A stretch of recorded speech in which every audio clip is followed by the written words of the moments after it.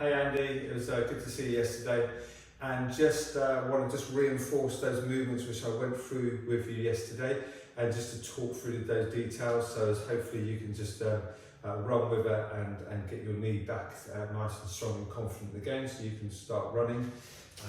So going through the order again, first of all your hamstring, that connective tissue into the back of the knee, so lying on the back.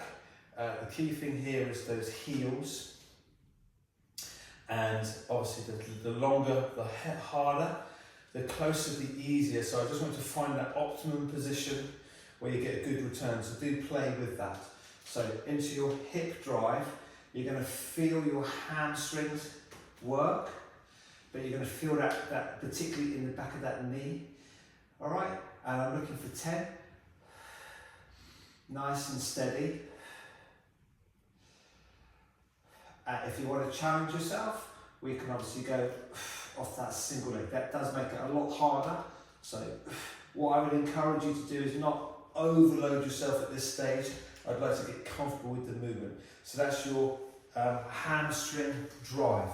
Okay, so onto your glutes. You can do both sides or one at a time. Onto your glute. So the knee, which is aggravated, it goes on top, so this is the glute which I want to work with the bad knee. Ankles in line with the hips in line with those ears, so I've got a nice angle. Hand onto your glute, I want you to feel it work. If you touch your muscle group, it builds that neuromuscular pathway, so you're kind of like the body, it helps you engage and understand what that muscle should feel like, and also you should feel it moving.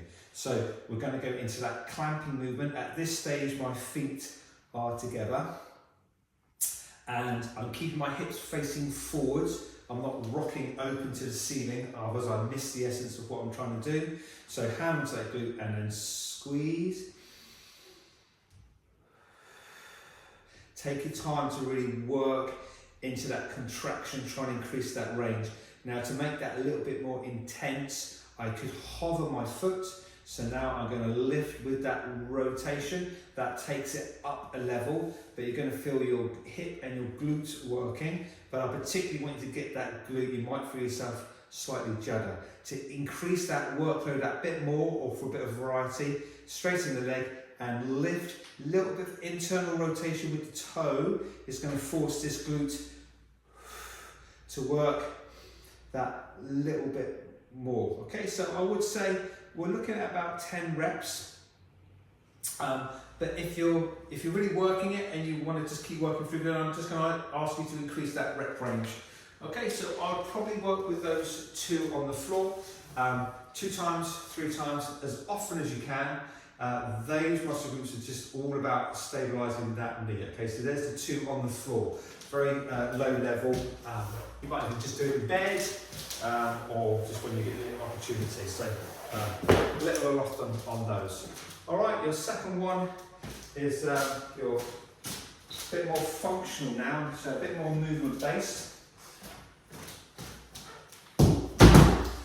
Slight platform. It doesn't have to be particularly high, and I'm going to stand up. So I could hopefully, it's not you probably can't see it too well, but I want to try and stop these hips from twisting from side to side. So as I stand tall, instead of dropping my hip, I'm going to load into my glute and then drive through. Okay, I'll do a few this way. So dropping back into that glute, weight stays over and my knee doesn't track forwards. And then from this glute, I'm going to push as I stand tall. So it's not particularly big movement, but I want you to feel that glute work and quad as you stand tall. So side angle, you're going to notice I glute lead here and push, so my glute leads the movement as opposed to my knee. That's the issue which we don't want to, but that's the problem which we want to work on. So my knee doesn't take the load, my glute takes the load. Slight forward hinge as I drive through, and again it's good to hand on there to feel that area work.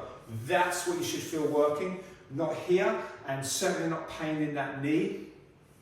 It just means you're offsetting your weight into the knee if that hurts, as opposed to offsetting your weight into that glute as you drive through. Okay, so that's the step up off the glute.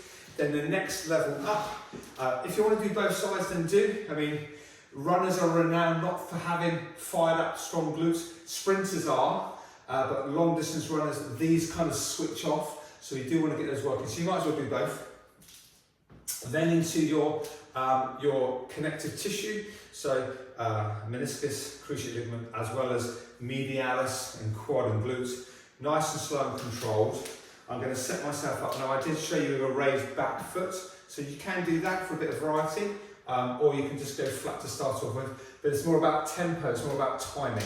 So into position, again, as I've just worked on with my step up, the glute leads as I slowly lower myself down for 3, 2, 1, set, medialis, hand on there, feel that as I push, 3, 2, 1. So I kind of stay in tension, I don't completely rest. My tension's in the thigh, and again, 3, 2, 1, stabilize. Okay, and 3, 2, 1. Couple more. Watch out for my knee. Can you see that doesn't track forwards? My glute hinges back, and feel free to still lengthen, get more in that glute, but that knee doesn't track forwards. Okay, and drive, drive, drive. Okay, one more for me. So 3, 2, 1, and then 3, 2, 1. And with that one, let pain be your gauge. If it hurts the knee, you're going too deep. Okay, I just want you to work within a range that's appropriate. And as you get more strength and confidence and stability, then the depth can come in. But it's the speed which is important, because that's working on the connective tissue. Okay, so have a little play with those. Any questions, give me a shout, and hopefully that'll help. Right, nice one.